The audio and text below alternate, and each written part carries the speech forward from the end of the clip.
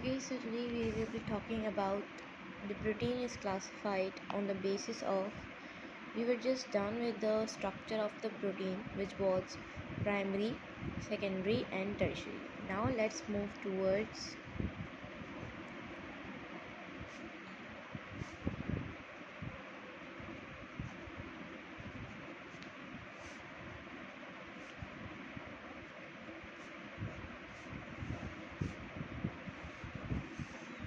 number one was shape and size, and second one is composition. Okay, on the basis of solubility and physical properties.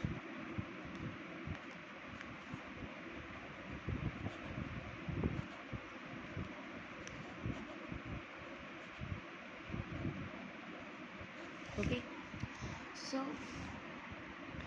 the shape and size is further divided into the fibrous protein and the globular protein. Okay, so let's talk about the fibrous protein.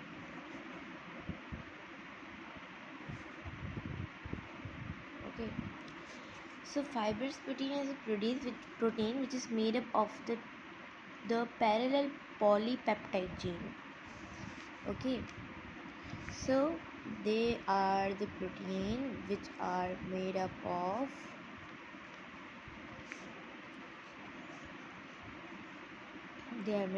the long parallel polypeptide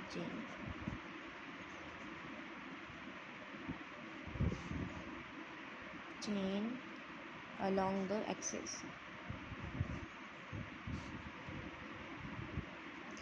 Let's see how. Okay, this is like that. Into the x-axis, into the y, into the x-axis, into the y-axis, into the z-axis. They will be on the, you can say that it will be like parallel like that. Okay, so they are the chain of the polypeptide. Poly means many and peptide means protein. Peptide means the bond between the two amino acids. So they are the polypeptide. Many amino acids make the polypeptide, and you can say that they are made up of the many amino acid. You can say that they are made up of the many amino acid bonds, which is peptide.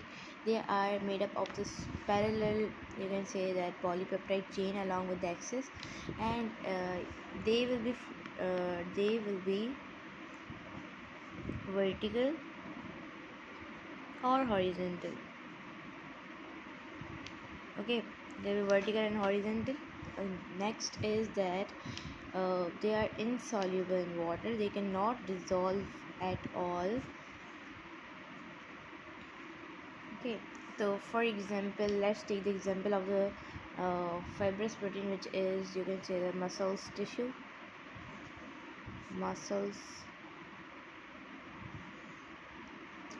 which you can say that myofibrils. And you can take that the keratin protein, which is present in our hairs, which is present in our nails, as well as the collagen, which is present in our bones. And you can say that hair, nails. Okay, so they are the fibrous protein. Now let's talk about the globular protein, or you can say that okay, so let me tell you the one more thing is that they are basically spirally in nature. Okay, you can say that they are spirally in nature, and they have a structure which is secondary structure. And we are done with the secondary structure. The secondary structure, they were the, like, you can say that the secondary structure was like that, and they are also like that. So they are having the secondary structure, and they are having a bonding which is hydrogen sulfide. We are done with that in secondary there was hydrogen sulfide bonding, and in tertiary there were disulfide bonding. So in of course in secondary we are done with that. In secondary there is a structure which is hydrogen sulfide, so they are also the same like hydrogen, they are also the same like secondary structure. So of course they will be also having the hydrogen sulfide bond. Okay, and now let's move towards the you can say that the last one is globular protein. Okay, so globular protein is a coiled structure. This is not spherical, this is a coiled structure. They are like you can say that the three dimensionally,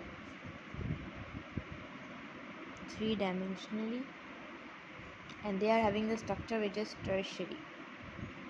In fibrous they were the secondary, so they are having the tertiary structure, and they are like the cyclide protein. They are having the polypeptide chain which is tightly packed. Okay, so let's take the example of the quadrant protein. We were also done with that there.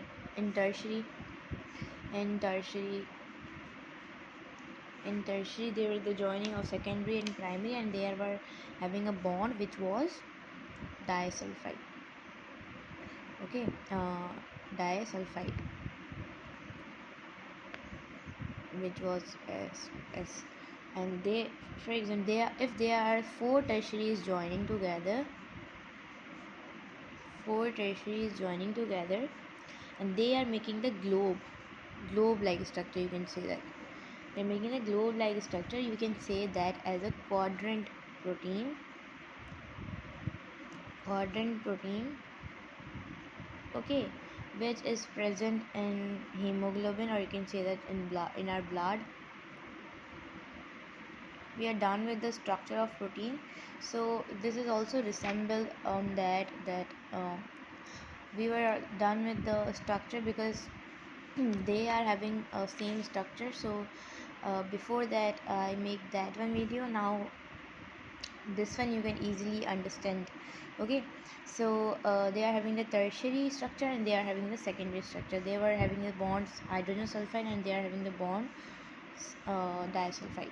And if they are the tertiaries combining together in a quadrant form, in a quadrant protein, so you can say that as a globular protein, globe like structure, and you can say that globular protein, and they are present into the hemoglobin or blood, you can say that. So the protein was classified on the basis of shape and size. So in the next video we will be talking about the composition and physical properties.